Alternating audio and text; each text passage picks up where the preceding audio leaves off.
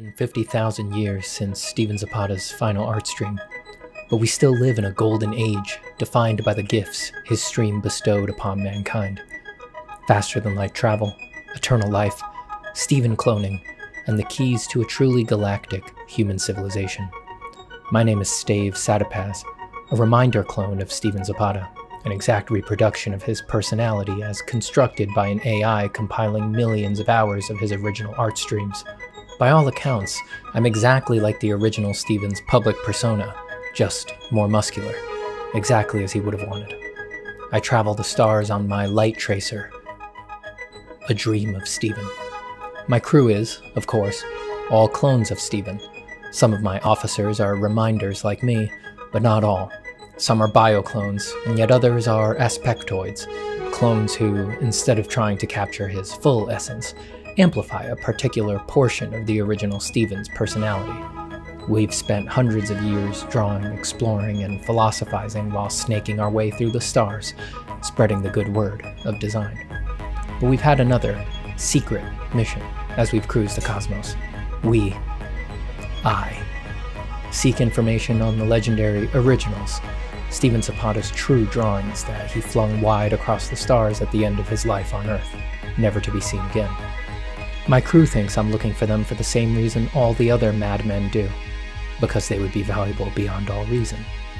But they don't know what I know, that a critical mass of originals in the hands of a trained reminder can provide a psychic link to the original Steven mind. Once I collect enough, I'll be able to fulfill my destiny and achieve psychological continuity with the original Steven. And through me, he will live again, to usher in golden ages of art forever. Drawing Ascendant, the eternal chronicles of Steven Zapata. Lasting Legacy 1, Epic 1.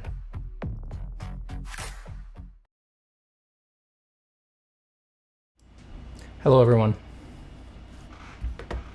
Hello, and happy Saturday. Yeah, I got way too many dog hairs on my drawing table right now. So let me whisk these away real quick.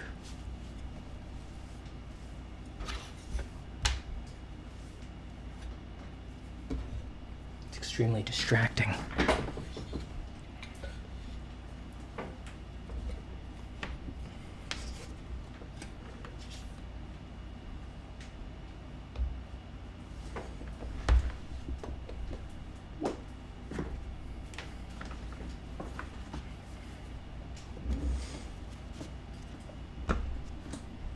All right, we're here, we're drawing.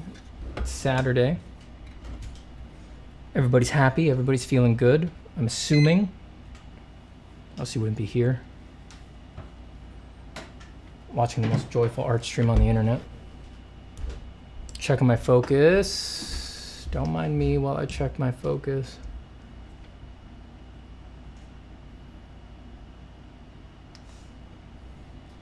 Now the camera's focused. Pull back slightly. Now let me focus my mind.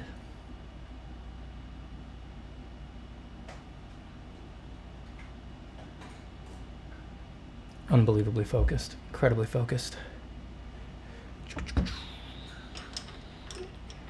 Let's do a little bit of drawing. A rare Saturday drawing stream.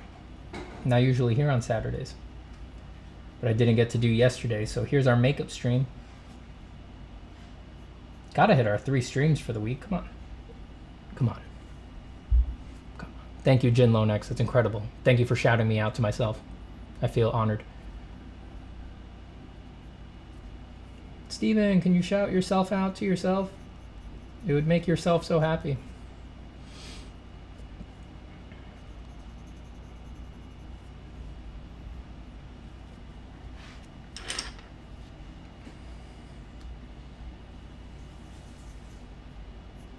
But you interrupted the episode. You don't know. You don't know what I'm planning. You just don't know. Maybe we'll play the rest of it when I go on a bathroom break or something like that. The world is our oyster with our sword to open. The truth is that you just can't know. And it would be unfair of me to assume that you knew. How's my audio? Am I loud enough? Well, I think I gotta get my mic closer to me. I gotta move it closer to the old head.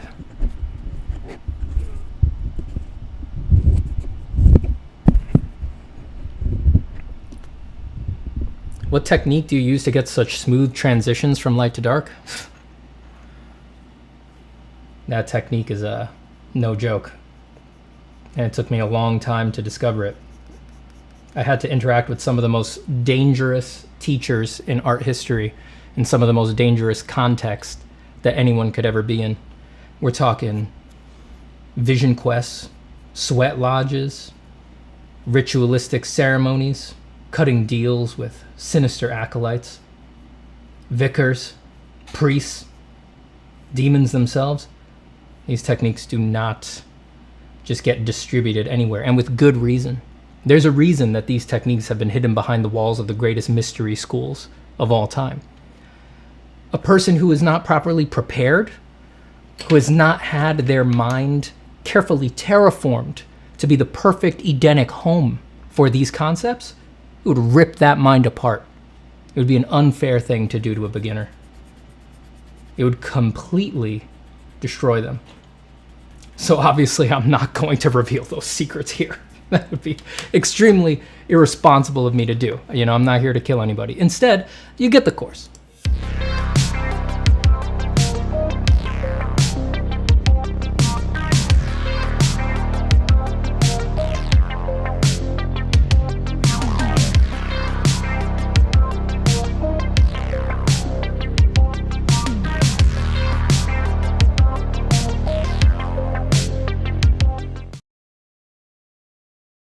Yes, behind the walled garden that is the course, we are free to carefully create the appropriate situation in which to explain those dangerous concepts.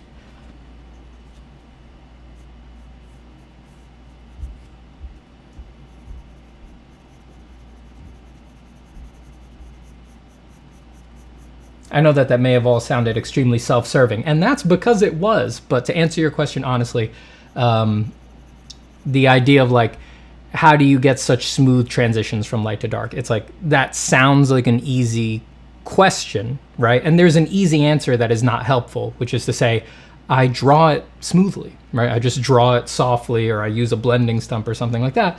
But obviously, if that was the end of the answer, getting smooth transitions in excellent form would not be one of the most historied pursuits in all of art, and a very difficult thing to unlock. It is obviously quite a tricky thing. So it is a very deep concept to pursue. Actually, there's a lot that goes into it.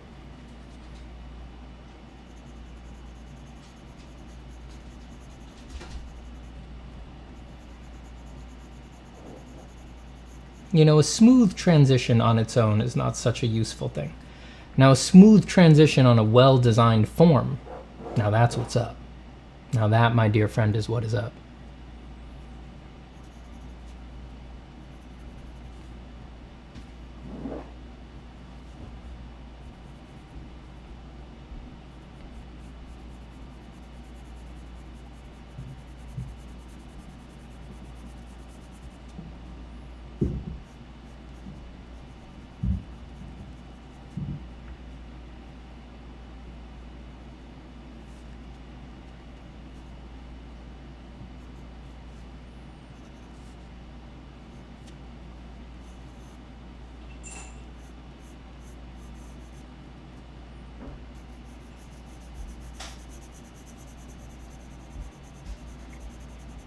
Have you watched that kids show Snoop Dogg made? No, I have not. I did not know Snoop Dogg made a kids show. But good for him, man. Good for Snoop Dogg. I want nothing but the best for Snoop Dogg.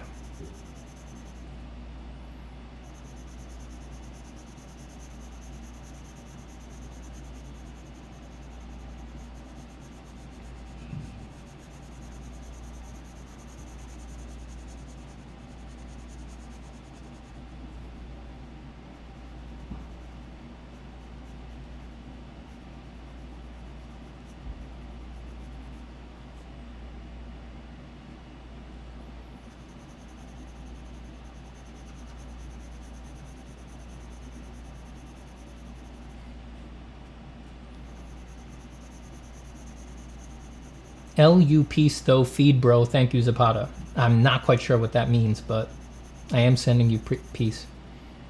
And whatever you're thanking me for, you're welcome. You're very welcome.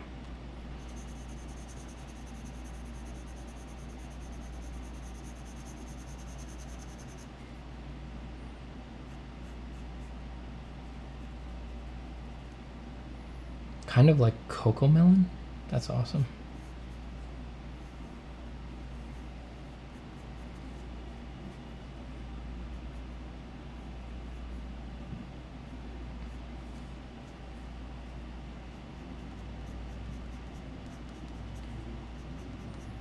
Is like Snoop Dogg a character in the kids show though? Because it feels like if Snoop Dogg's not a character, like what's the point? Steven just wants to say that I appreciate what you put into the world so much. You have helped me view art in a much healthier way. I smell art. I am very happy to hear that. You do me a great honor. And I'm happy to have contributed to a little bit of artistic peace, artistic joy, maybe a righting of some bad incentives. It's why I'm here. It's why I make the videos. It's why I talk about the stuff that I talk about. You've justified everything for me in that split second, in that small moment. So thank you.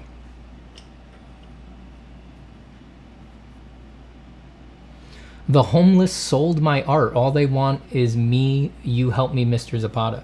You gave your drawings to homeless people and they sold them? Well, hate to say it, but money's probably more useful to a homeless person than a drawing by somebody. I mean, where are they going to hang it, you know? But you gave them an asset that they could turn into cash. Ain't nothing wrong with that.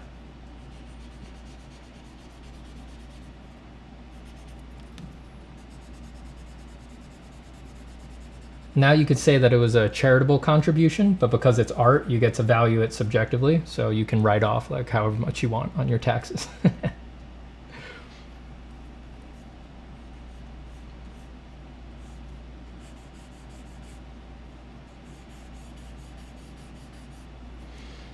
$10 from Basic Syphilis 8. On lunch break, kicking back, eating some sushi. Love your on-hands work, meaning drawing on paper. Thank you so much, Basic Syphilis. I personally am never going to stop drawing on paper, so I'm glad that you enjoy it.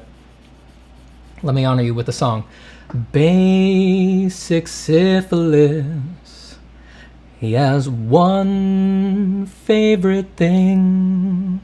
It's drawings on paper, and he gives money for them. And he wants them to flow, he wants them to flow. So make more drawings on paper for Basic Syphilis.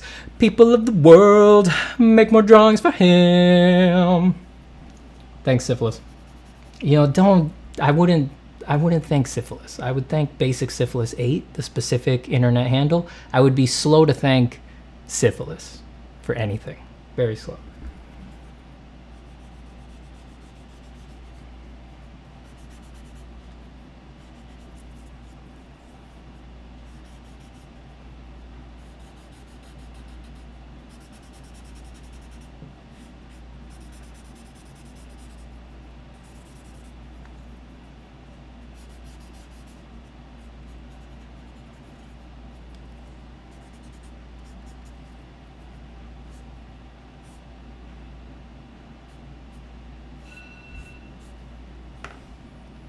Where is my kneaded eraser?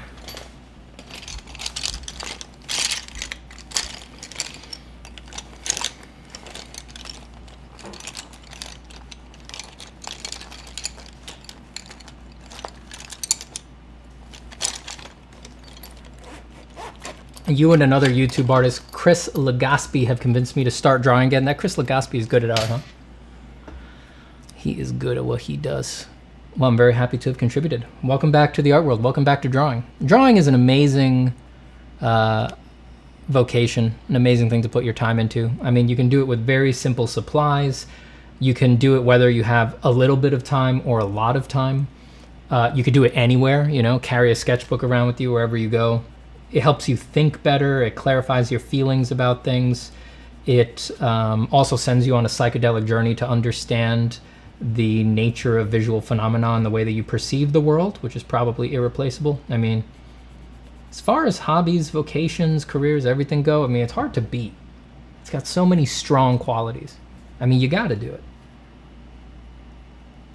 Not every hobby is so flexible. You know, a lot of hobbies, it's like you can't really do them like Dungeons and Dragons or something like that. It's like if that's one of your hobbies, you can't do it unless you have like 6 hours, all of your friends over, everybody's cleared their schedules, they've forsaken their wives and children, they're ready to only play Dungeons and Dragons. There's like a lot of buildup. Drawing is amazing because just you got 15 seconds flat, you can iterate on your hobby. You have a year, you can iterate on your hobby. It's great.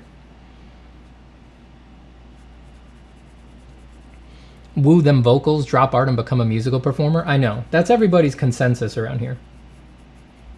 Everybody says it's obvious that if for some reason I had to stop with art, clearly just become a professional museum. A professional museum. Just transform into a brick and mortar museum, Steven. Steven, we think you have a lot of potential to become a physical museum. We think you could even be like a 3-story museum with like a huge atrium and a really nice reception hall that you can rent out for other kinds of events when the museum isn't open. Well, thanks everybody. No, I do love art museums. It'd be interesting to become one, I have to say. Suzette Craig with the red heart, orange heart, yellow heart, green heart, blue heart, purple heart. Thank you, Suzette Craig, for the red heart, orange heart, yellow heart, green heart, blue heart, purple heart. Really, really nice when you get that.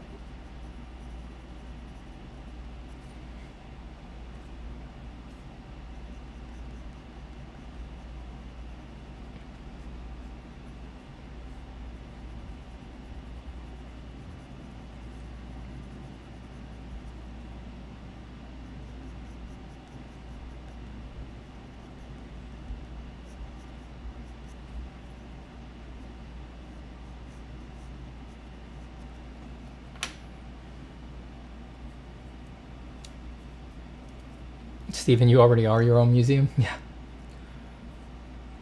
I guess I am. No, I guess when you put it that way.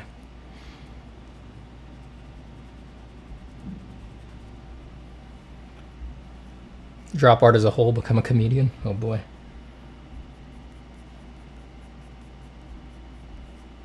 I can't drop art as a whole, that's the thing. I truly love drawing. I can't give it up.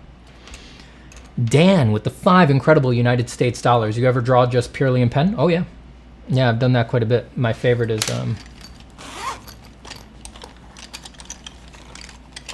this is my lately. This is my favorite thing to use for ink, is just fountain pen. This is my Pilot Lucina fine point. My wife gave it to me as an anniversary gift a couple years ago. Love this thing, use it all the time.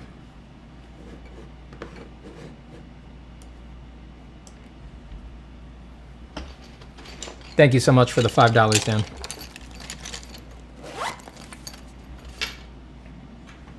Let me honor you with the song. Dan in the night. Dan feeling all right. Yeah, Dan in the night. No, it's too loud. I'm gonna do the rock drop. All right. Let's see if, wait, let me fix my gain. Dan! See, that's way too loud. We're going way down here. Dan! Okay, that's nice. Now we can really honor Dan. All right. Dan in the night, feeling all right. $5 asking about pen. Well, Dan, can nobody mess with Dan? He's giving the bucks and he's asking about pen, and I'm gonna pass out. Sorry for anybody who likes to fall asleep to these streams. It's a damn shame that I do that every now and then.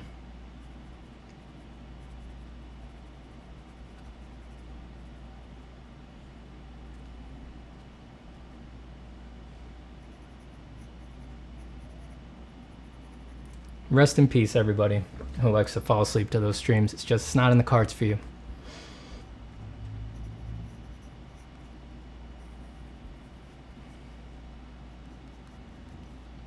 Also, apologies to my poor wife who's working in the other room.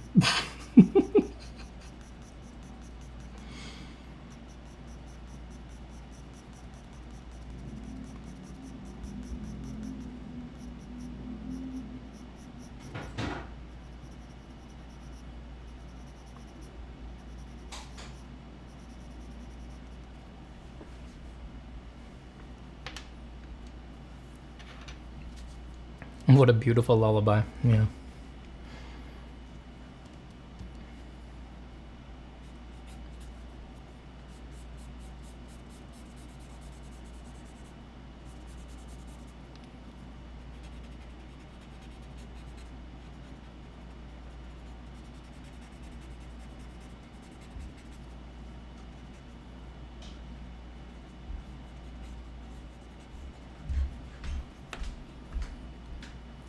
Tenacious D vibes. God, I love Tenacious D.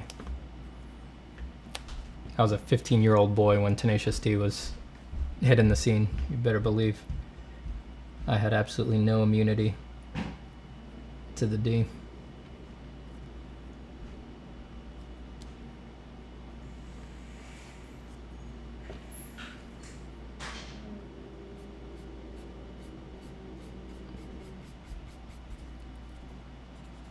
Imagine if she was on a company call meeting. You know, honestly, it's no louder than the garbage trucks around here, so I think it'd be all right.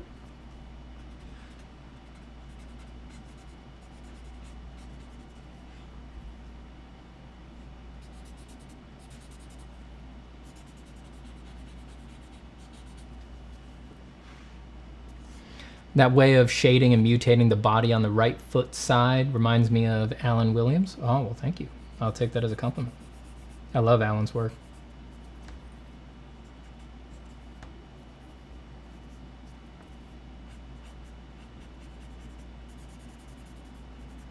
He's been a inspiration for me ever since I discovered him, God, a long time ago, back in college. It'd be about a decade ago. Or over a decade ago. Yeesh, getting old.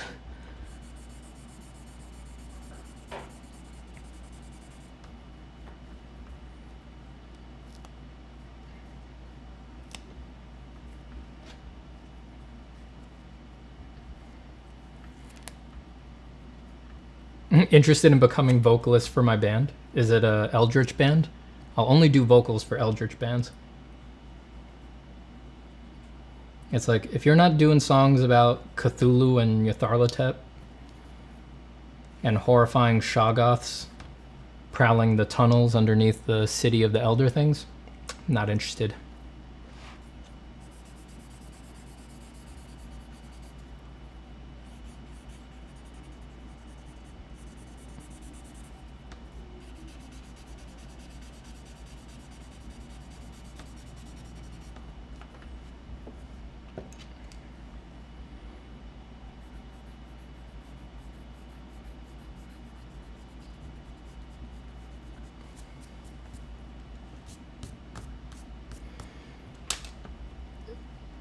Erasers?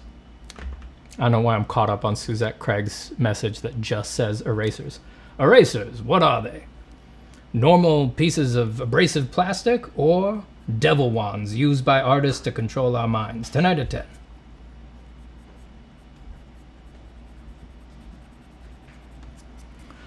Suzette was out on a walk at 10 p.m.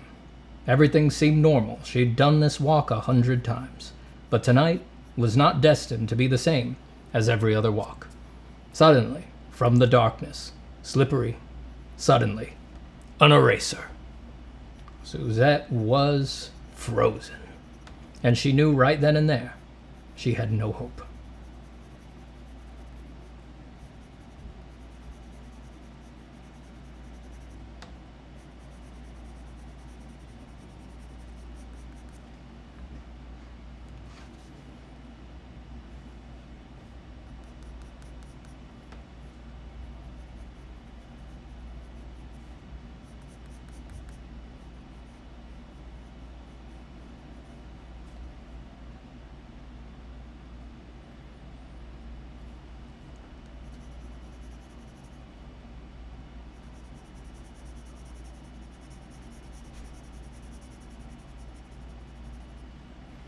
Kneaded or polymer erasers? I use both.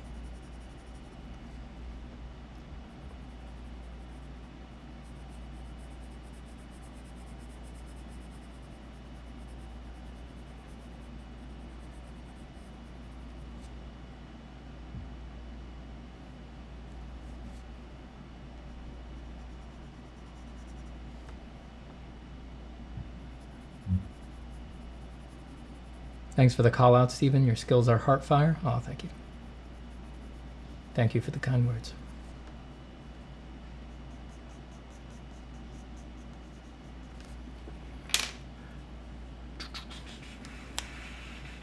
What happens next? You guys are going to have to tune in next week to find out. You think I'm just going to give away the ending like that? Come on.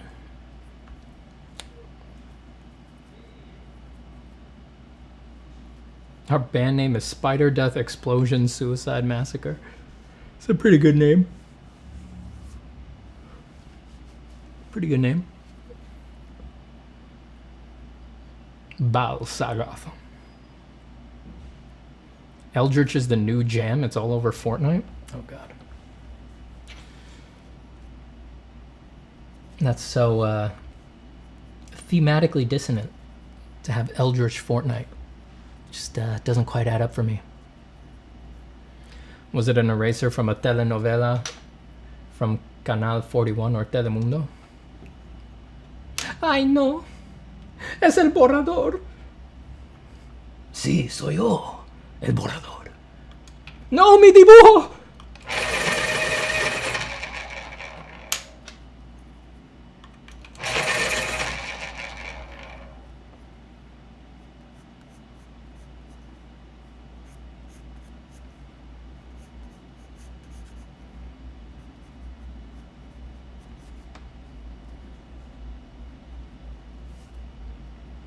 Do you have any advice for aspiring artists who are past their 20s? Don't even think about your age.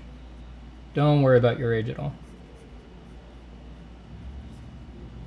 Art is too complicated for you to make evaluations about what might happen with your art based on your age. It's just like someone who started when they were 4 and has drawn every day since then, you could be on their level in a year, 2 years, 3 years, starting, you know, in your 50s or whatever, because you just have more focus, you know exactly what you want, whereas that person has probably been unfocused throughout their life, has probably wanted a million different things throughout their life, diluted their effort, things like that. Like, art pursuits are too complicated, you know, just focus on what you want and go for it, you know? That's what matters the most.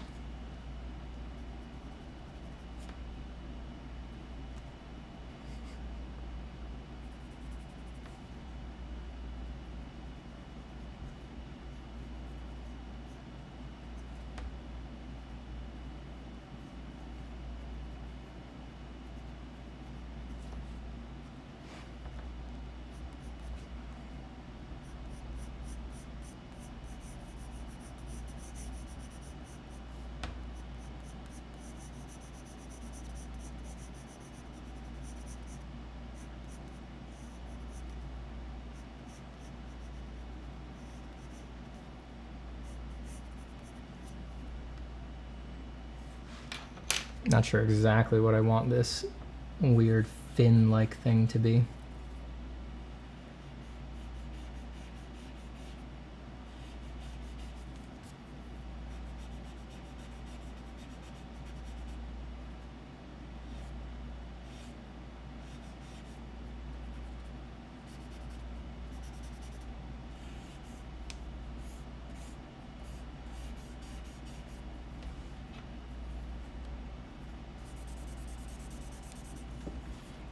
Squinting at it.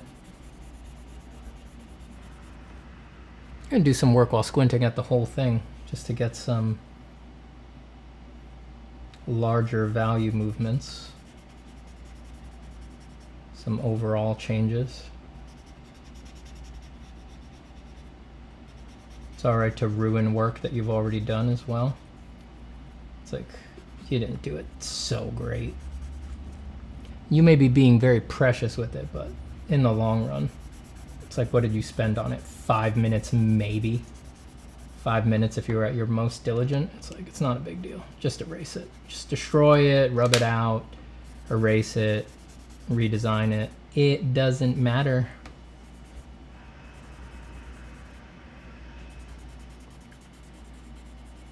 More important to get interesting movements in and out of space, I think.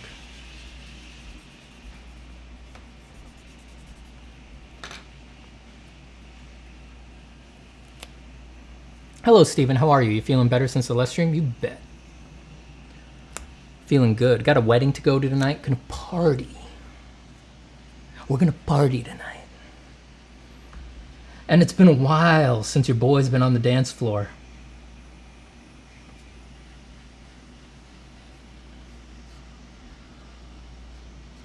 It's time to go nuts.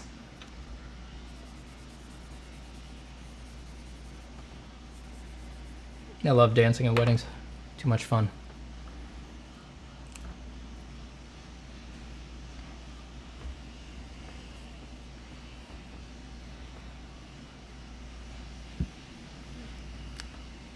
I like making art, but sometimes the effort of doing makes me really sick. Is there a way to draw lots without burning myself out physically?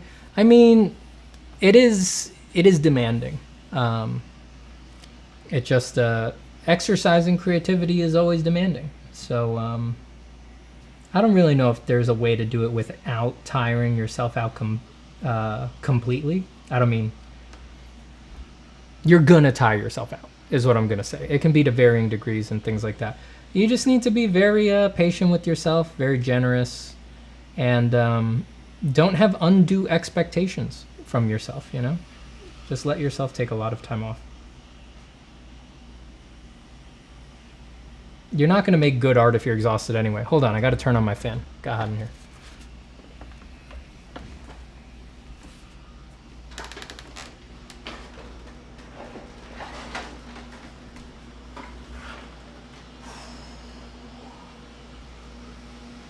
Got hot in here, huh? Why don't you close those windows so that the AC can do... AC is on. The AC is on. I know, but that sunlight pouring through the windows is raising... I need to see it, don't I? Do you?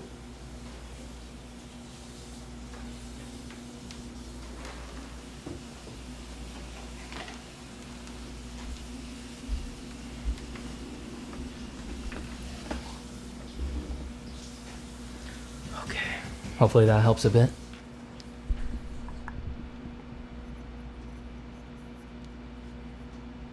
Uh-oh.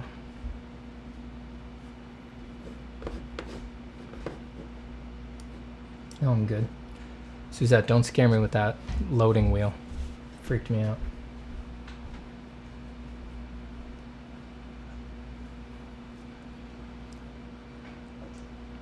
Steven, have you ever considered the hunger for power could have no end? Yeah, I've considered that.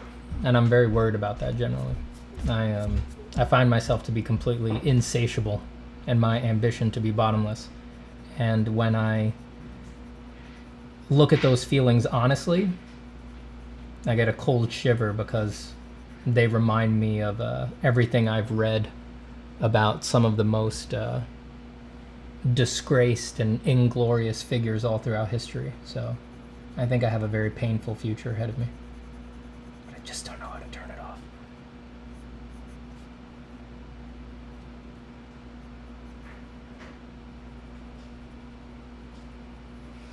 It's just the power of being good at drawing is just, it's intoxicating.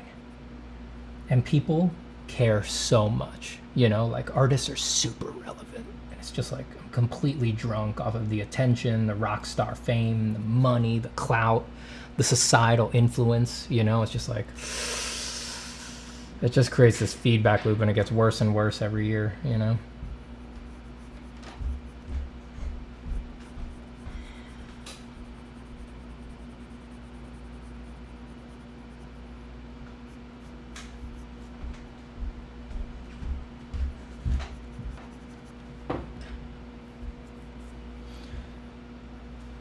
Design the shadow shapes that I'm going to use up here.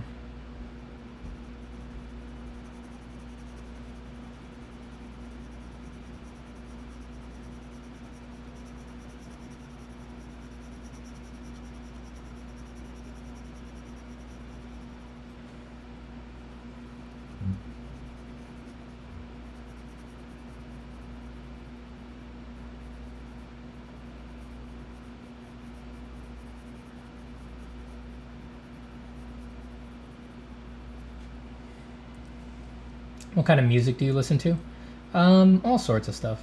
I don't really have very very refined taste in music. If I'm listening to music while I make art, which is, I tend to spend more of my time. If I'm listening to something while I make art, it's more often a podcast or an audiobook. If I am listening to music while I make art, it's more often than not, it's either pop music or metal. You know, that's usually what it averages out to. I listen to a lot of pop music while I work, just because it's energetic and groovy and stuff like that.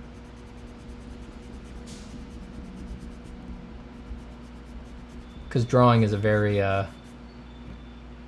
not so energetic activity a lot of the time, physically. It's nice to kind of bounce that out a little bit, groove around a bit while you're drawing.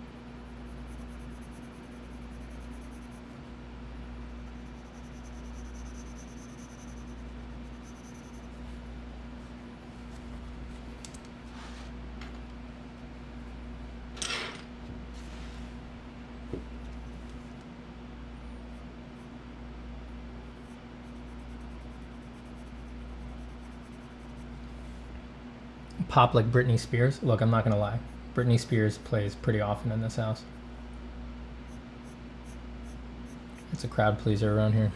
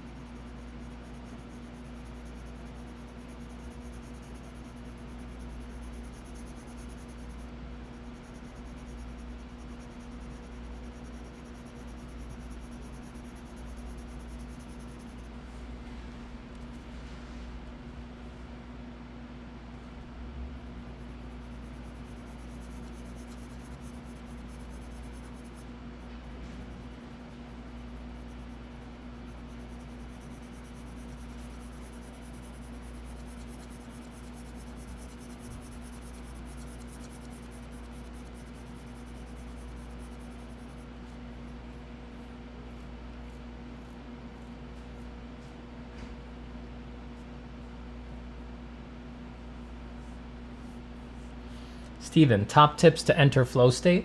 The second video on this channel is how to get in the zone. Well, it's the second or the first, I already forget. But I would go back and watch that. Go all the way back to the beginning of the channel. That's still what I believe it's all about.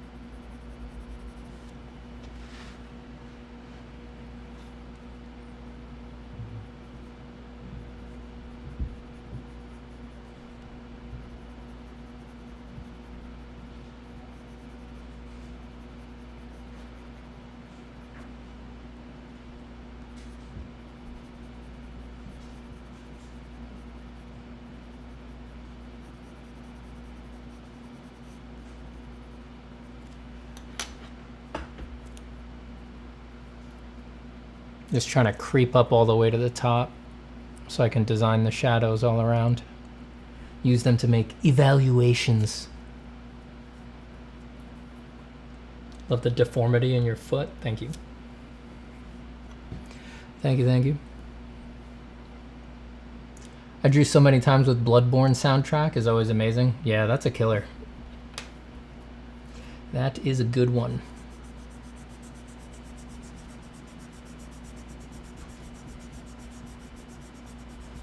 Just knocking back all these lines a bit.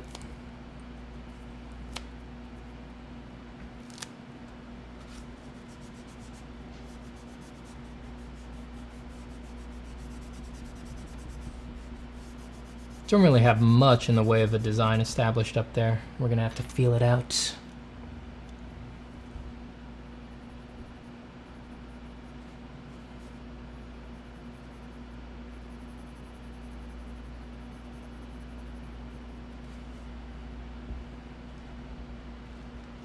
¿Hablas español? Un poquito, un poquito.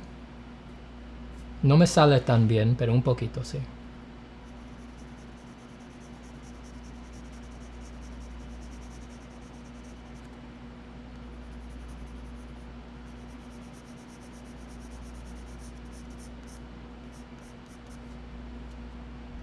I'm gonna get a lighter pencil and try to plot out what I want to do here.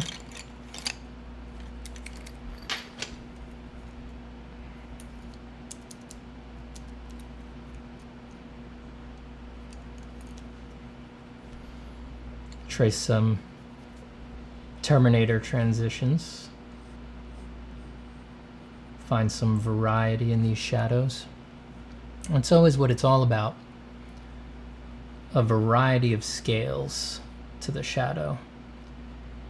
Shadow transitions that are small and detailed, offset by ones that are broad, round ones against flat ones, sudden ones against gradual ones. That's the Great War. Hold on, I'm gonna get a piece of paper to put under my hand.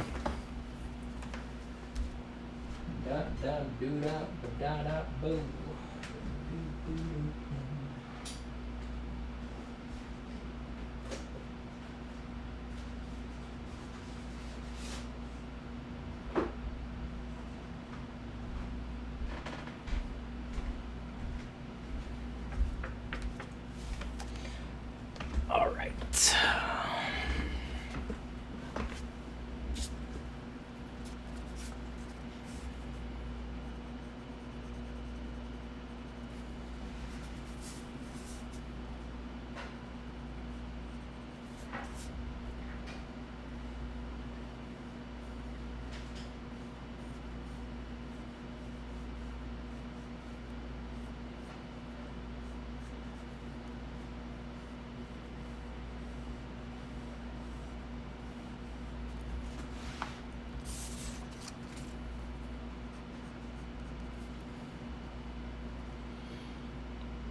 Viscera says the evening Steven is detected.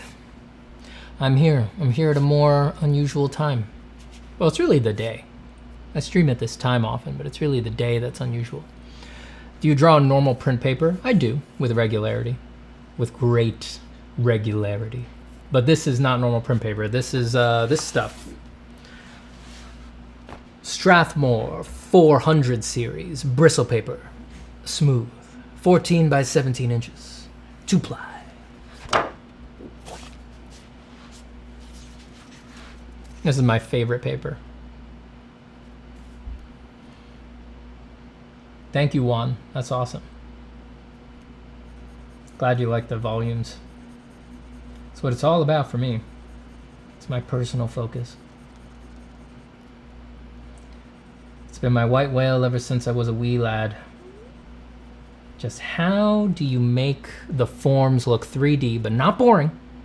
Not boring. Never boring.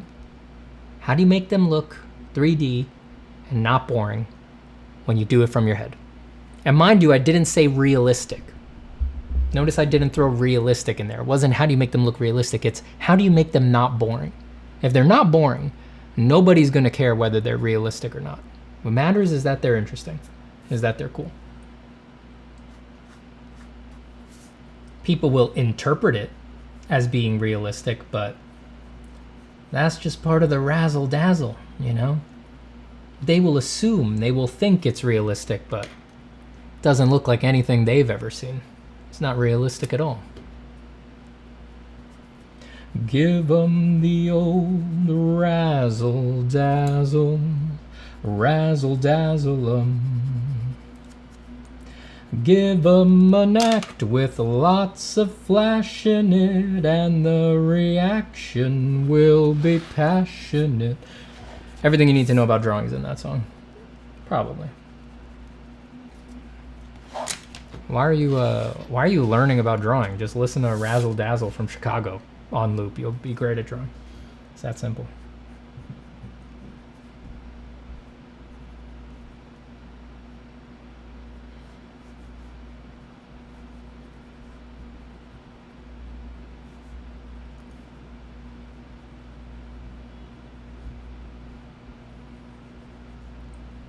What do you think about Escher's work? I mean, it's excellent.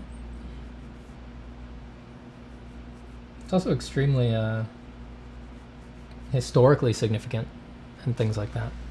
Great stuff. It's not my...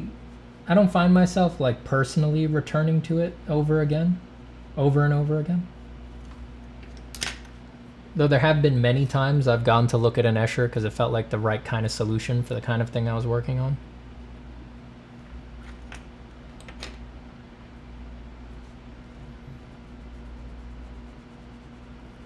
Come for the drawing, stay for the Chicago covers. That's why everybody's here. No one cares about the drawing anymore. Most of the people in the chat right now are not drafts people. They don't draw. They're musicians. Almost everybody in the chat is a professional musician who's here to swipe my improvs as seeds for their next top 40 hit. It's like Katy Perry is probably in the chat right now. I don't know why I would pick Katy Perry of all people there. I could have said anyone. But I dated myself. I showed that my brain is still in 2019 or 2009.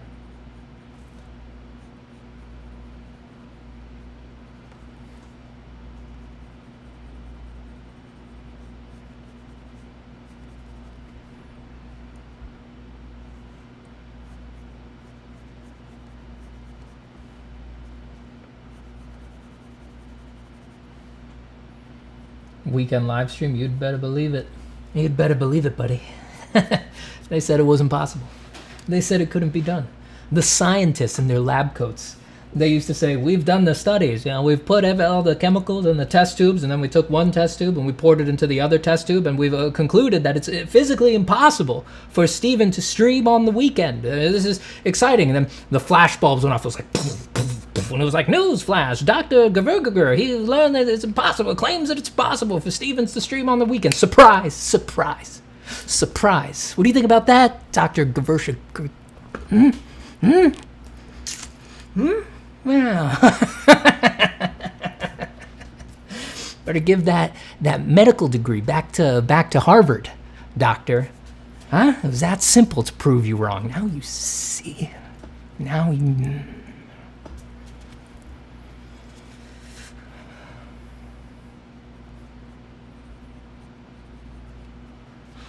I get very aggressive with doctors. I don't trust them. Just can't trust them.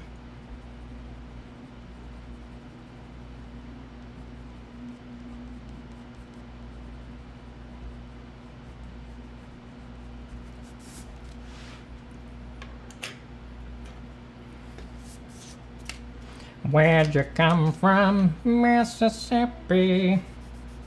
And your parents very wealthy. Where are they now? 6 feet under, but she was granted one more start. The convent of the Sacred Heart. All right, easy. That's easy now. Let's save the Chicago covers for at least hour 2, you know?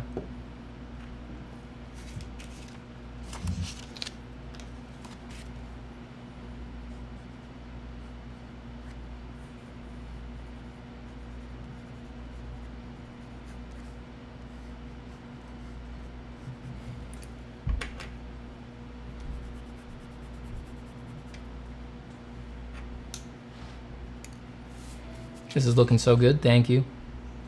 Thank you, thank you. Transformational torsos when? Huh. Mel's insatiable appetite for learning. It's coming. It'll happen.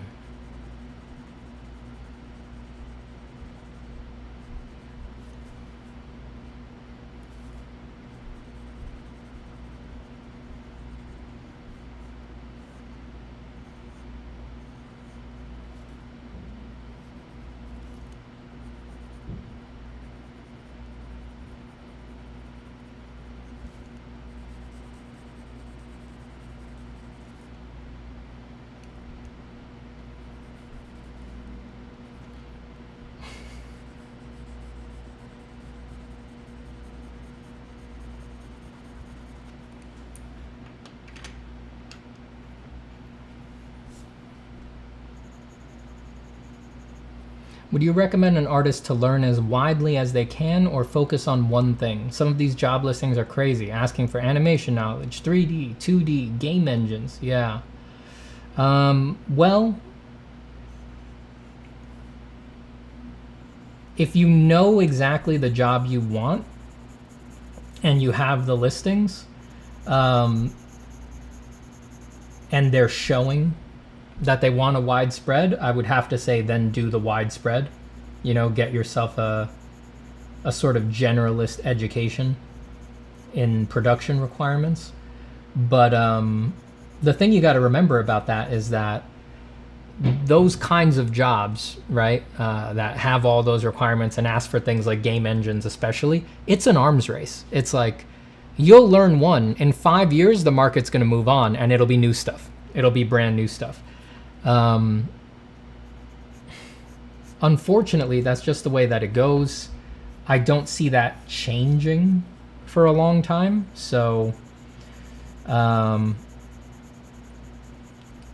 maybe you need to do it for those jobs, but you got to expect that you're going to be kind of like constantly chasing the newest thing so that you can remain relevant and stay on top of that stuff.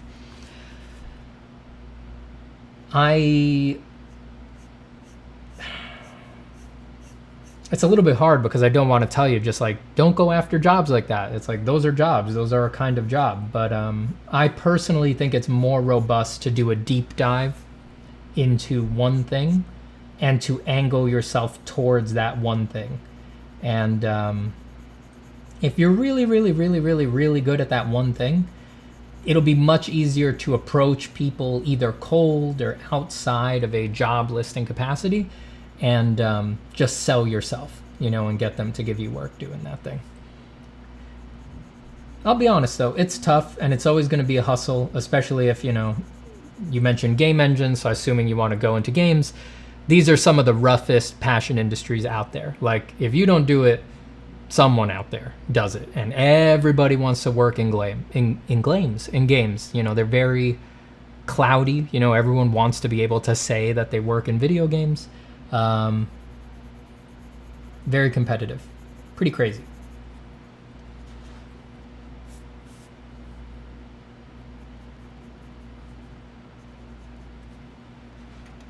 As I've said before many times, make friends. Don't forget to work on your networking. If you're not connecting with people and making industry connections, you're screwing yourself.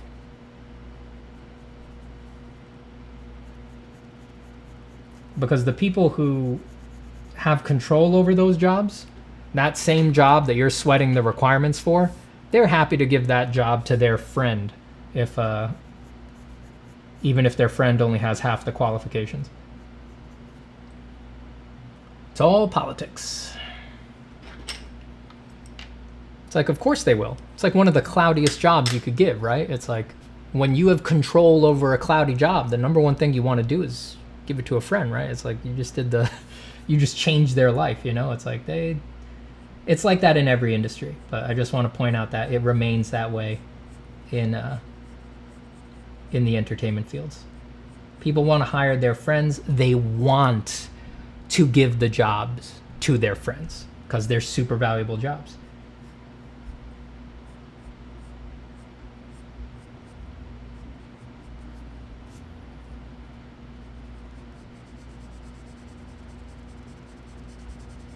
like people don't want to give those jobs to randos. You get what I'm saying?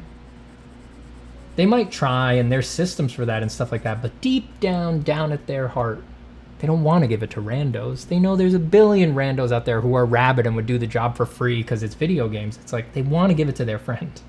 So make some friends.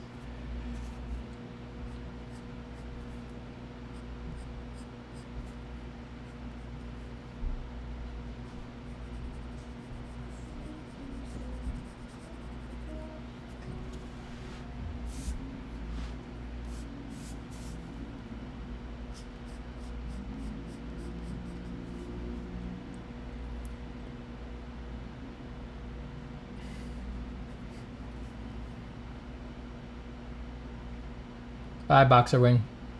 Would love to see this picture turned into a ZBrush sculpture. I'd love it if you did it. Do you do ZBrush, Hobo Joe? Go for it.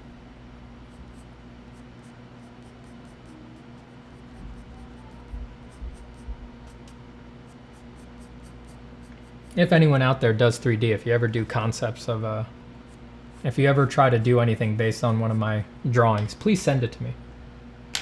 I always get a huge kick out of seeing sculptures of my stuff.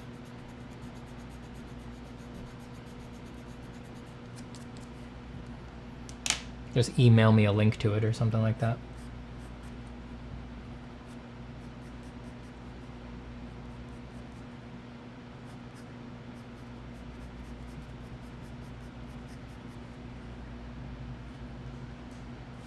Hi, what do you think about Alan Williams? He's great. He's been an inspiration for a long time.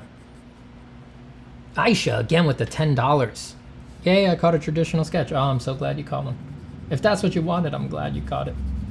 Aisha, you're always very generous. Thank you so much. You know I always appreciate it. You're incredible. And as I've said many times before, you know, it's a given, but I think, you know, it always bears repeating, right? Even though it's a given, that every single person in the stream right now is worshiping at your temple, right? Your big, glorious golden temple. You know, it's not just gold, obviously. It's inlaid with all sorts of rubies, silver, emeralds, sapphires, strange stones that people can't even explain, you know, stones that glitter with what some would call a dark light, that once you look away from them, you forget that you ever saw them, and yet somehow they constitute a significant part of the body of this temple. So it's not just covered in gold, it's covered in all sorts of valuable and trans-valuable things that you could not even put a price on. Obviously, again, this is a given, but I think it always bears repeating that. Yes, we're all in there, we're all wearing robes that vary between white, beige, tan, all of these muted colors, because we live an aesthetic lifestyle that is based entirely around honoring you and your spirit. And within these dimmed, smoky halls that reek of incense, there is, of course, a gigantic, like monolithic scale, like humongous sculpture of you, again made of some of the rarest materials the universe has ever seen. And we genuflect in front of this sculpture, make offerings, make proper hecatombs to the worthy god that is Aisha W. And we return your $10 in many-fold, both in monetary offerings, offerings of food, and of course, piety. Thank you, Aisha.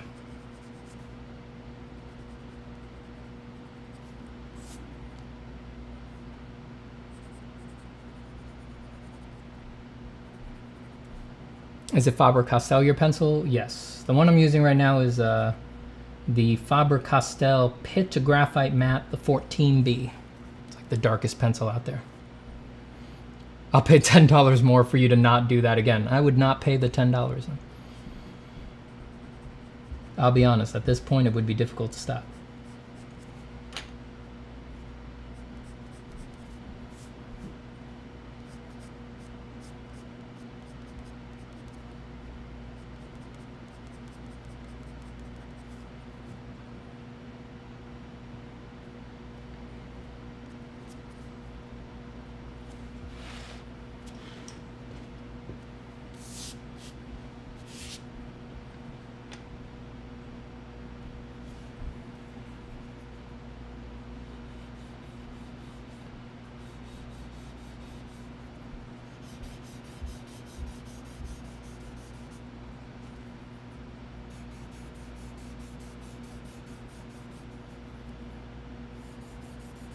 Start grouping all of this stuff into some subtle value groups.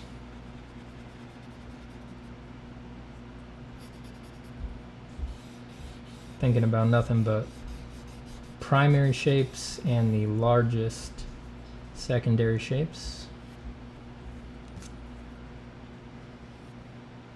Inventing a geoform structure for this in my mind.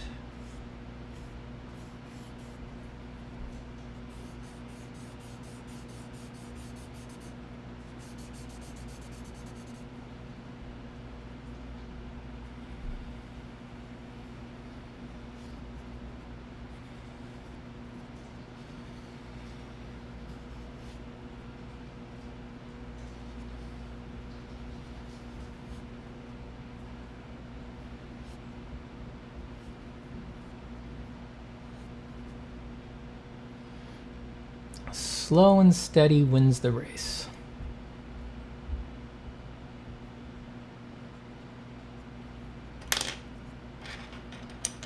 Darkest pencil for the darkest drawing. Are the Blackwings really worth it? No, I mean, they're not anything special, come on. It's whatever you want. The great thing about pencil and paper is that, like, most pencils are basically the same, you know? They get a little darker, they get a little lighter. You'll develop a personal preference for, oh, this one's a little bit more chalky, this one's a little bit more smooth. Different people like it a different way. You know, some people like it crumbly, some people like it silky smooth. But you can basically do the job with almost any pencil. You just need to modify the way you work slightly. And they're cheap. They're so cheap compared to other art materials.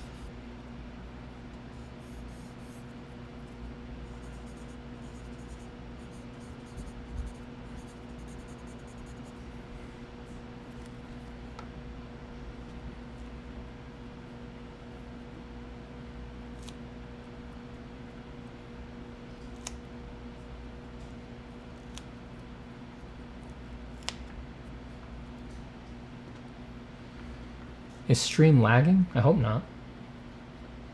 My YouTube is telling me I have an excellent connection. Not sure.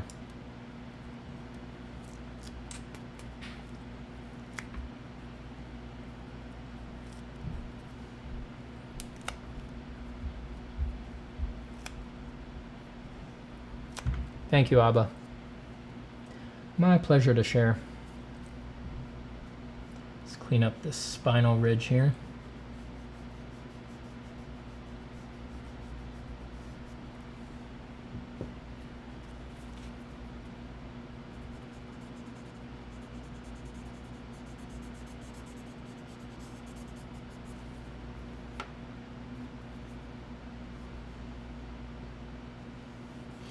Always a decision to make if you want. When you got a big roll like this whole plane, it's like there's quite a bit of perspective on this plane actually. This is a pretty flat area of back. You know, it only seems like, well, it is an abstraction, but if you're going to understand these forms well and draw them well, even though it's transformed and it's an abstraction, you need to have a pretty solid conception of what you think is actually going on here. So it's a pretty flat plane overall, has pretty deep perspective on it. So it's always a trick, or always tricky to decide if you wanted to lighten all the way up to the light side edge, or if you want to darken from the far contour so that you can bring contrasty highlights forward along the edge that's coming towards the viewer to make it pop out more, even if theoretically, if this is in a top lit situation, this should be basically as light as what it is down here. But these are the considerations of composition and drawing. This is stuff that the fundamentals and the technical answers would push you away from these things. But art is not about the technicals.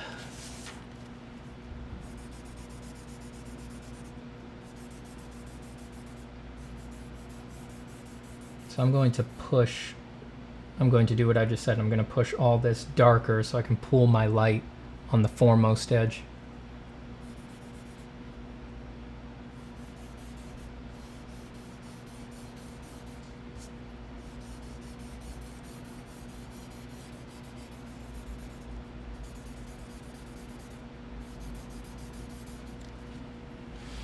Steven, what if we realize our art brain will never be as big as yours, but we still can draw cartoon saloon characters all day? What would you say to that? I mean, I think that's beautiful, you know? I think that's beautiful. It takes all different types. It takes all different types. And I know that my art brain is threateningly large. So I understand your fear, okay? But each in his proper station, all right? You have your position, I have mine. And together we make the world go round.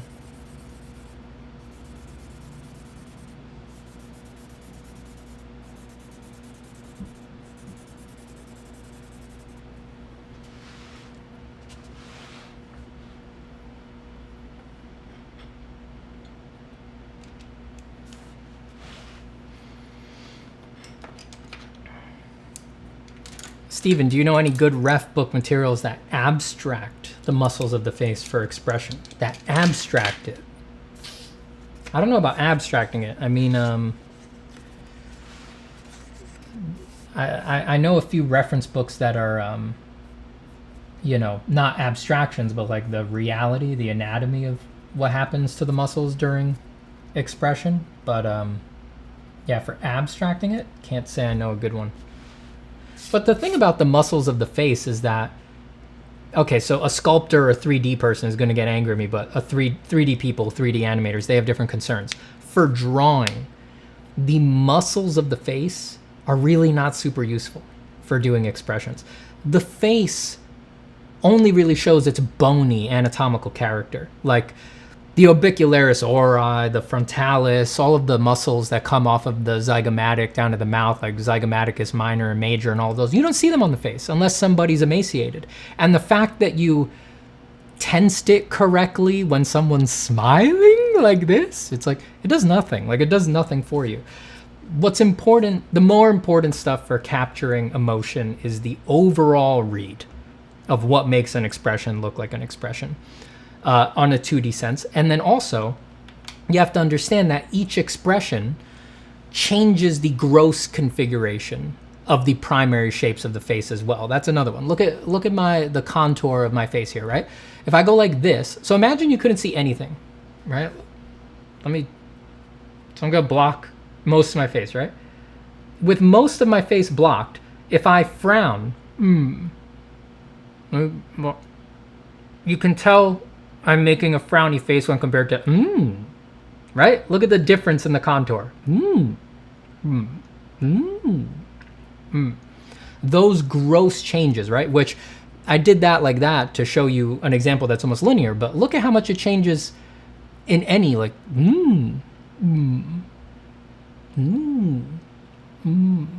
Those create big changes. You'd have to sculpt my face completely different based on either of those, right? It changes the overall shapes of the face. That's the more important stuff to learn how to capture expression. That's what makes it look more authentic. The anatomy is like, I think you learn the anatomy once you understand that, what I just described. That helps you nail down like really high level details. But for any beginner or intermediate, I think usually what they're lacking is an understanding of the beautiful dance of the primary and secondary forms. That's always number one. That's always number one, and that's what most people skip and what they don't understand.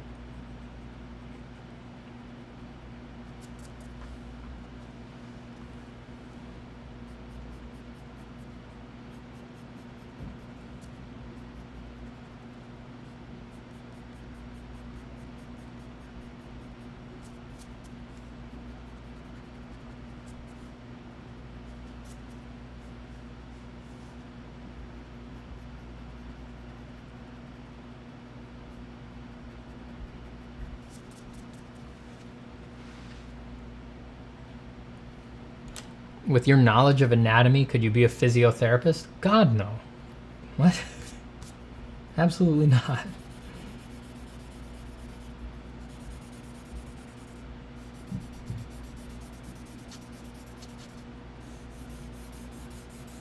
Artistic anatomy is highly specialized.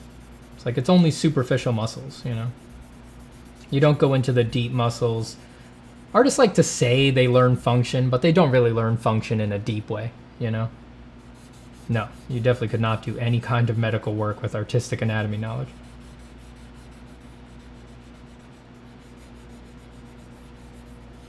There's some interesting crossover. This is just anecdotal, but a couple of my anatomy teachers from over the years, they used to teach workshops to, you know who? Plastic surgeons. People who were training to be plastic surgeons, to do reconstructive or cosmetic surgery on faces and things like that. There's actually crossover there, it seems. I don't know it. I've never looked into that, but that really seems to be where having some sort of conception of like what makes nice shapes or what unifies the shapes present on one part of the face with another part of the face, something like that. All of these, you know,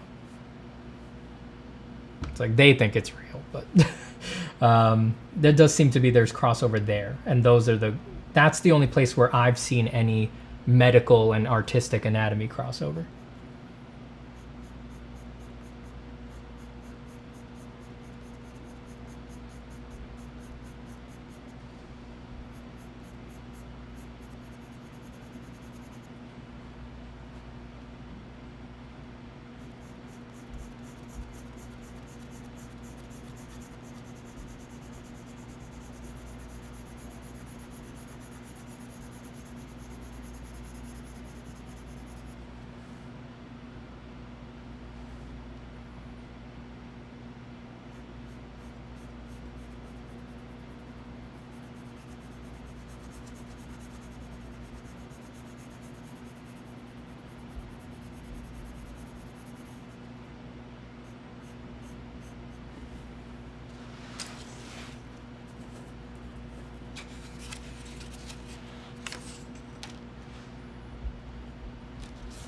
Isn't that a plot point in the original BioShock, the plastic surgeon who wants to do cubist plastic surgery? Huh.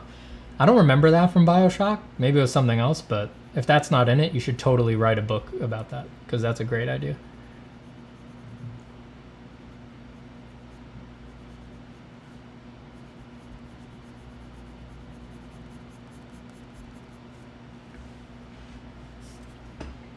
Actually, maybe I didn't play the... did I play the original BioShock? Memories fade now.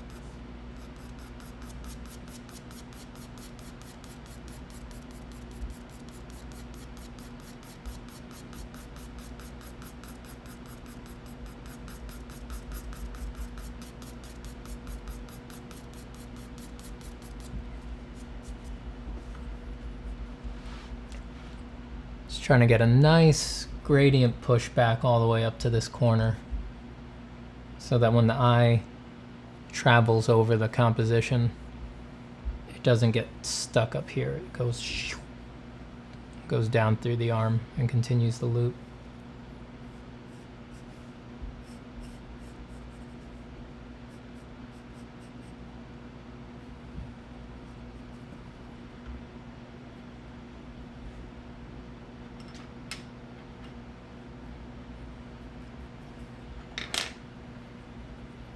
Hey Steven, I know that you throw your stumps away when you don't like them anymore, but what makes you not like them in the first place? How do I know it's time to get a new one? I throw them away when they unravel. That's what I mean by don't like them. This one's good. You see how it's all just collected? Eventually, some part of it will fray and it'll start unwinding itself. That's when I throw them out. you know, a used one leaves like a slightly different mark than a new one. So if you're very particular, you might want to always use a pretty fresh one to get that particular kind of mark. But I find sometimes I want the mark left by a new one. I find sometimes I want the mark left by an old one. And then it's really just not that big a deal, you know, because it's a very crude instrument. It's just leaving a blurry splotch that you happen to be manipulating artistically. So yeah, I tend to swap them out when they just completely fall apart. That's when.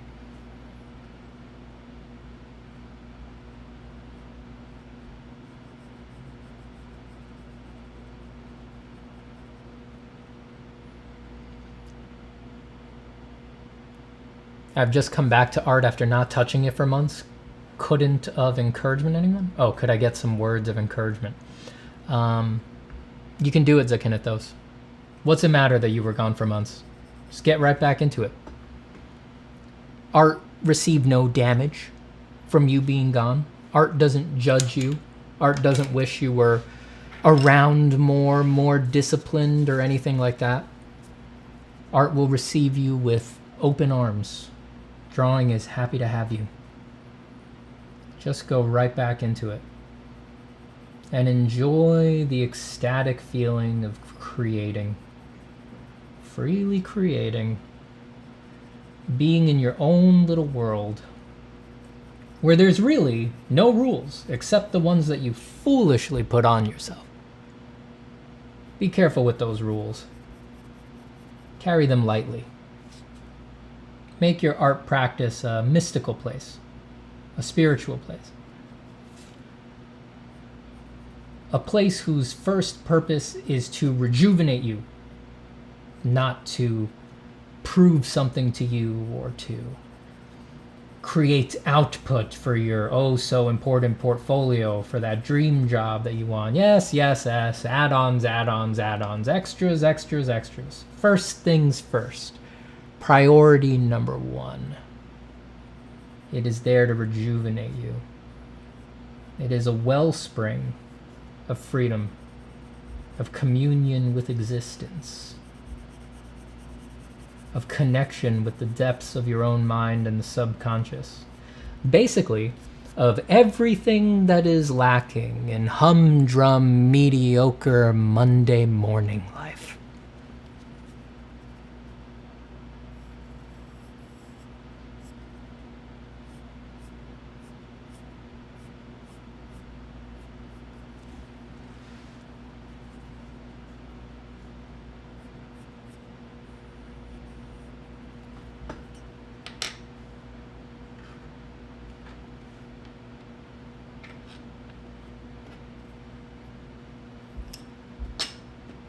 Gonna sharpen. Sorry.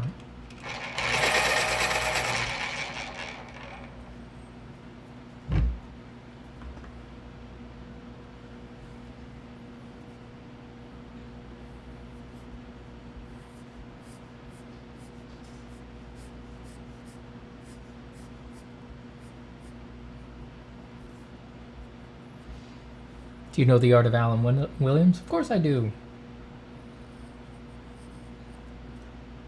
Alan Williams has been on my radar for over a decade.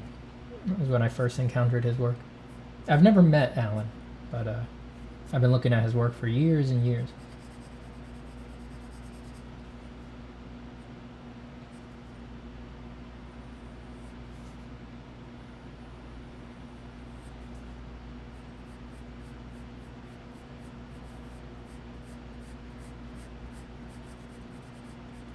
There's only so many pencil transmogrifiers left.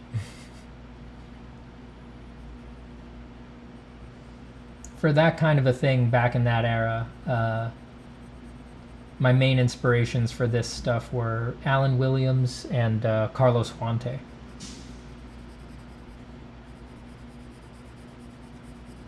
I didn't really do this much.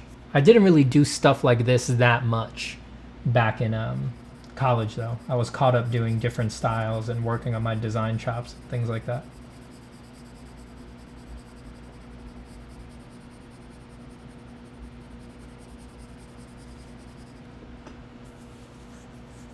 Well, really, it was Carlos Huante, Alan Williams, Wesley Bird, and Marko Djurdjevic those were the big four for me when around that era. So we're talking like 2008, 2009, 2010 for this kind of work, like I said. But yeah, I wasn't really doing much stuff like this back then. I was just keeping track of their stuff. Big fan. Steven, why does your face cam have a cutout in the top left corner? That's where the lens of my camera is. So if that wasn't there, you'd just be seeing the floating black barrel of my camera all the time.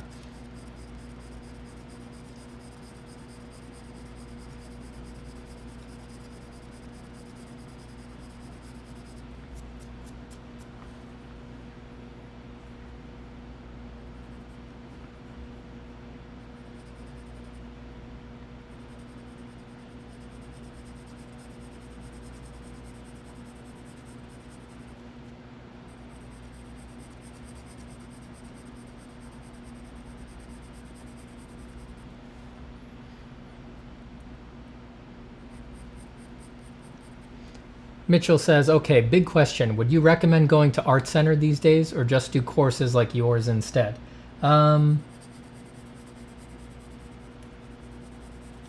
It depends on a lot of things.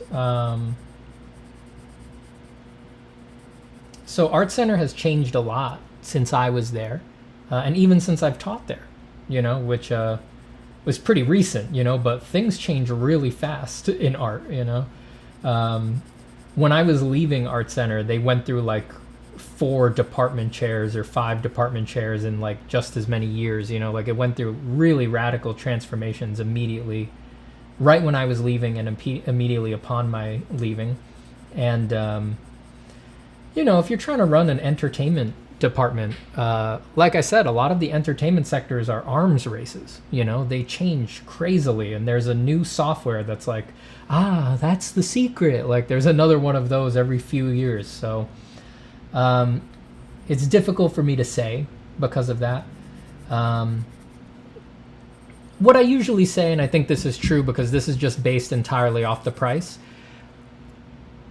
it's worth it if the money means nothing to you.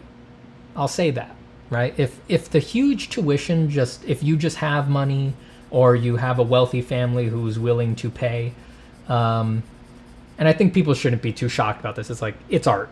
Art is for the gentry, for the most part. If it's really not an issue for you and you have a fallback like that, yeah, it's probably worth it, I mean, it's a very good school, and most importantly, you'll make connections in the area where you would go into entertainment design. But, and then if it doesn't work out, if you fail in heavy air quotes, it doesn't matter because the money meant nothing to you, right? So the money means everything, let's be honest, then don't go.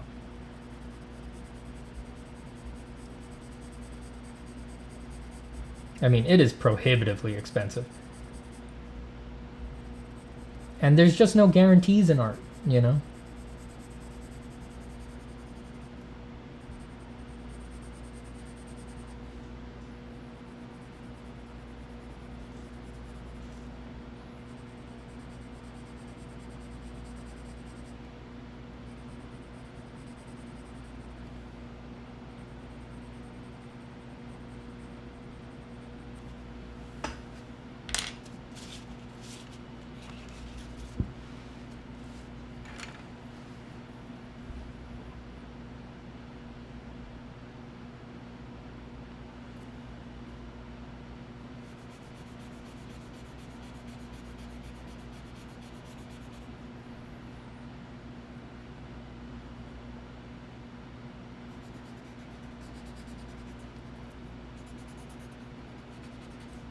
I bought your course, so no Art Center for me. Look, the online learning stuff is really good right now. And something like my course, if I was teaching that class at Art Center, it's like I couldn't I couldn't teach it better in person. You know, the for that kind of like an info dump of really like technique focused information, I do really believe pre-recorded videos is the way to go, you know?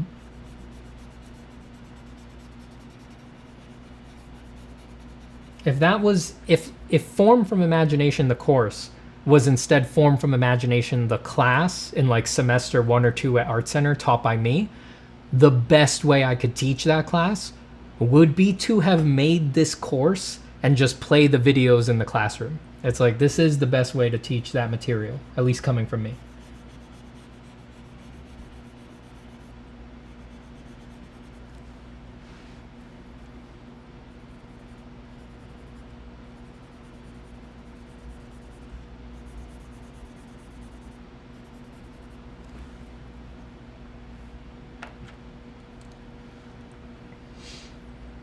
Steve, were you ever into history? I had a huge World War II phase. No, I wouldn't ever say I was like a history buff, but I'm definitely interested in history. I've read a bit about medieval times. I like reading about that.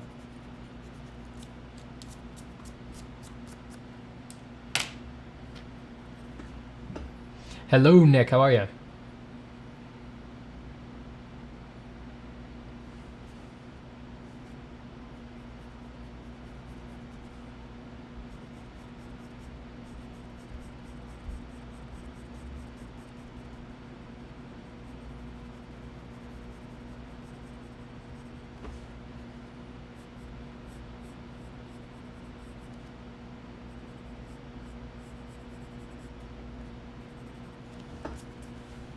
All right, let's more carefully design some of these interactions all through here.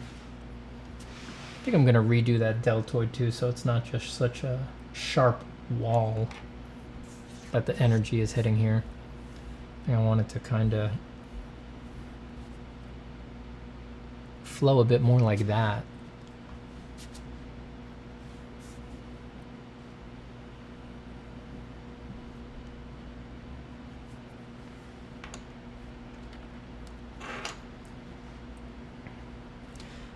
Oh, Nick, sorry to hear about your exhaustion.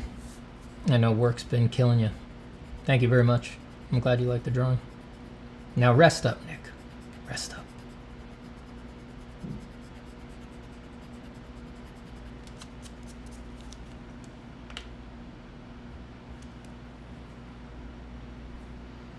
What is the name of that small eraser you're using? I need one. This is the Mono Zero by Tombow. You see that? No, it's better if I hold it down here. It's Mono, M-O-N-O, 0, like the number, and the brand Tombow is T-O-M-B-O-W.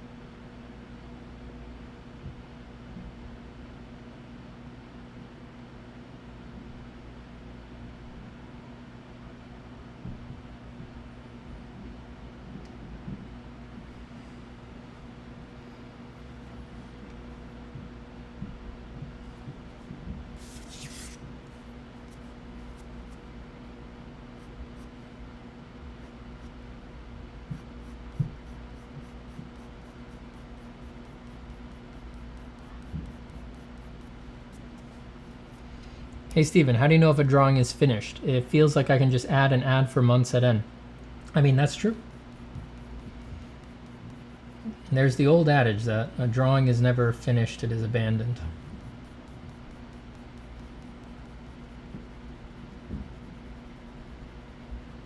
Drawings are very mushy things. Of course you can keep working on them forever.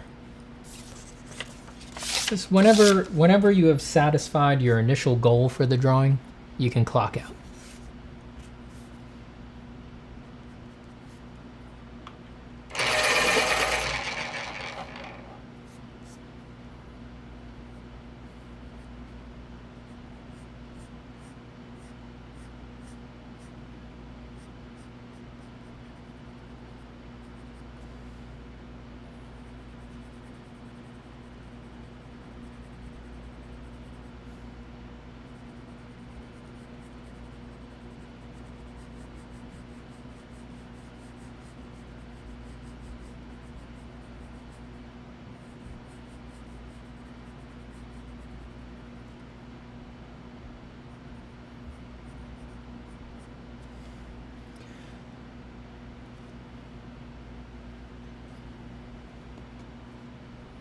Do you use the 2.5 millimeter or the 2.3? Oh God, I don't know. This is the 2.3. I didn't even know there was another one. I just I just grabbed them off of the display rack.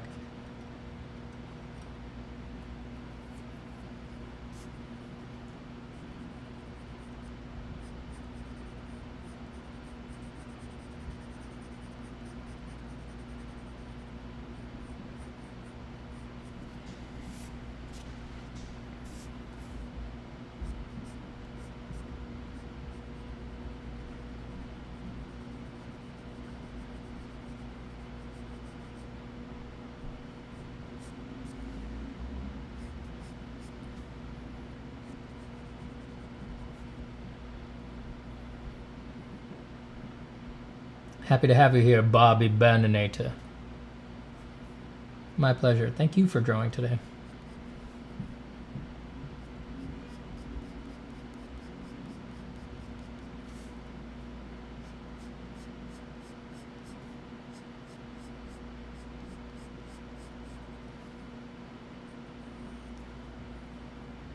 I gotta reclaim my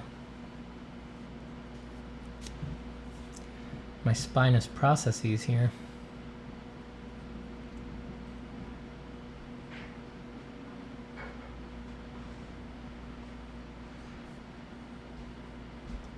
Gotta try to not just outline them in black.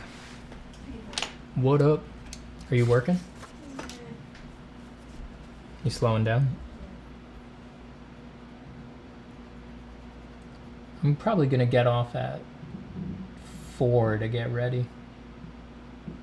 That'll give us enough time, right? Yeah. I'm going to nail polish. Oh yeah? Alright. And you're coming with At 4 you wanna go? me? Yeah. Well, if we're gonna go get nail polish.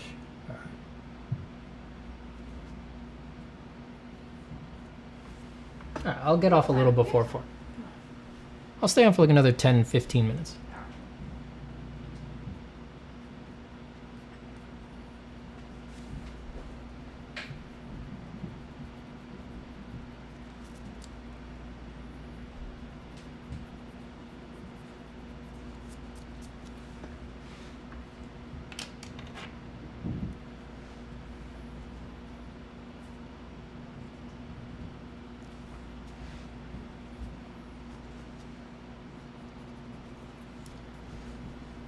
Did Steven Zapata ever have a cartoon phase? I did.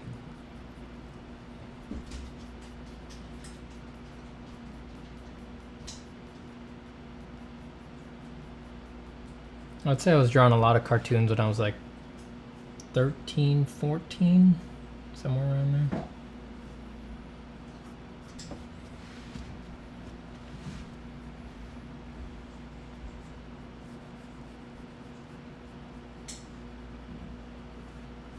I like got introduced to web comics around that age.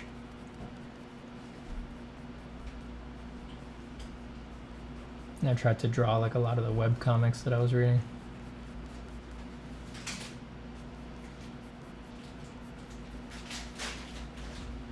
It wasn't like all I was doing, because I was always also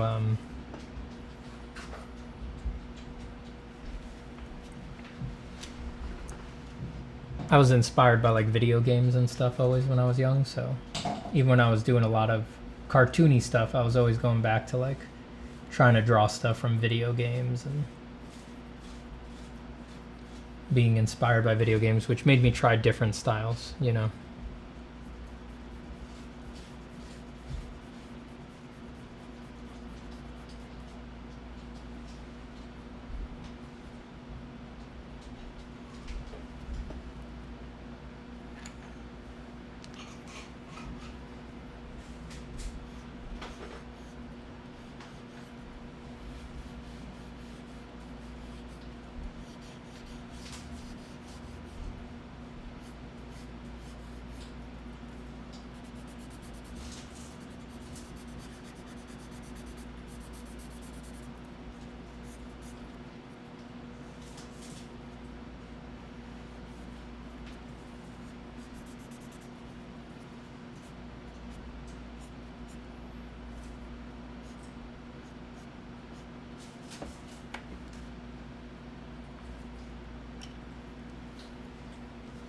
Have you seen The Sandman? No, I have not.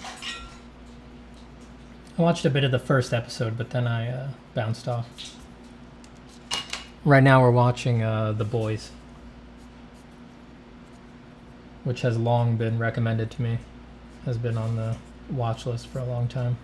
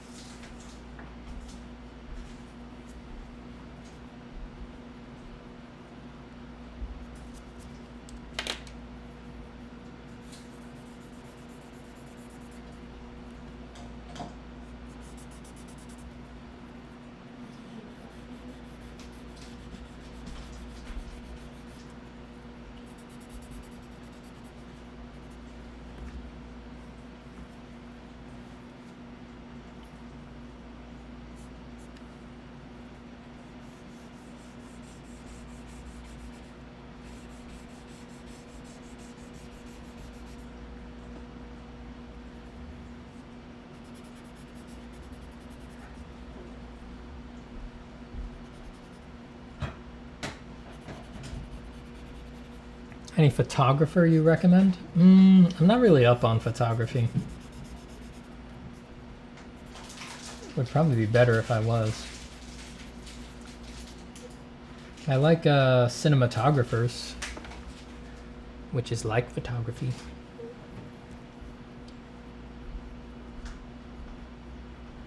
Even them, I don't really know many by name. I know them by like the movies they shoot. I really like Roger Deakins, but I mean, who doesn't like Deakins? Yeah,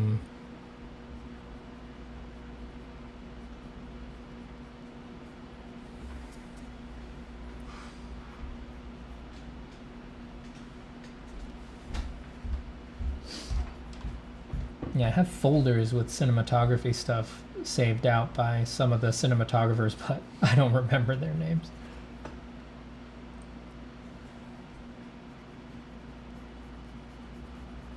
Who's the guy that Terrence Malick always works with?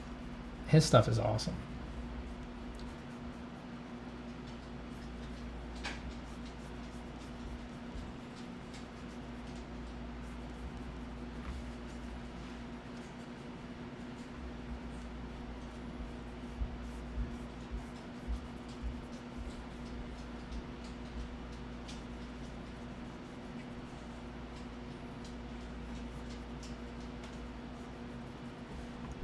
Oh, look, it's Joseph Marziliano. How are you?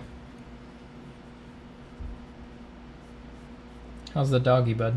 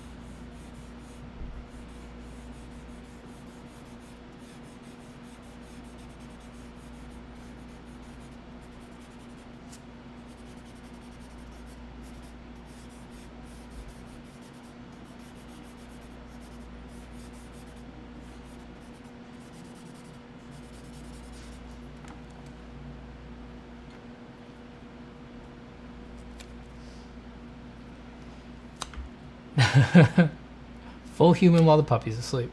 Yeah, they're a lot of work, and that's a big boy. That is a big boy.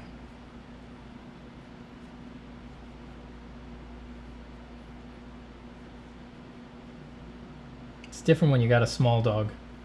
There's only so much damage they can do. When you gotta train a big dog, it just raises the stakes a little bit.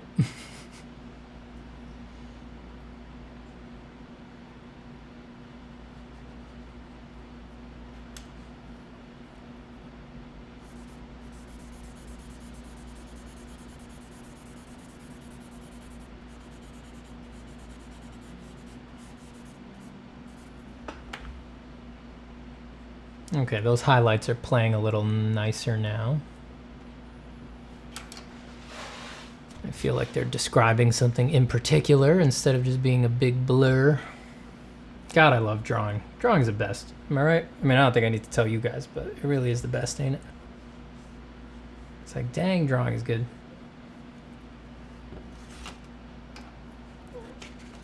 All right, I got real caught up arranging the values on that top area. What I really need to do is figure out how I'm going to arrange this arm down here. But you know what? I've got a wedding that I need to attend, and I don't want to rush this, or else I'll mess it up. So I think I'm going to call it here. Not a very long stream today, just a couple hours, but we got to get our drawing in, and we got to get our 3 streams in for the week. I will probably see you guys on Tuesday, I'm going to say. Monday's Labor Day. I'm probably not going to be home. So I don't think I'll be able to stream on Monday. If I wind up home earlier than I think, I'm going to be away this weekend. So if I wind up home, then I'll stream on Monday. But I don't think I'll be here. So I'll see you guys on Tuesday. I'll stream on Tuesday.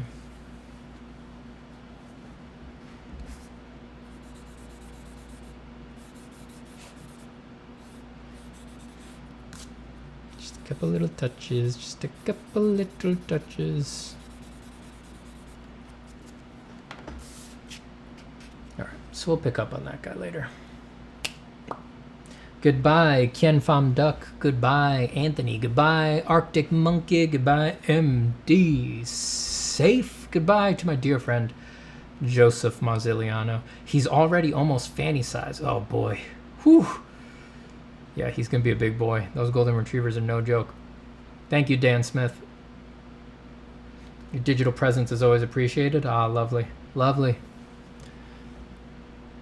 Drink precisely the right amount. I always do.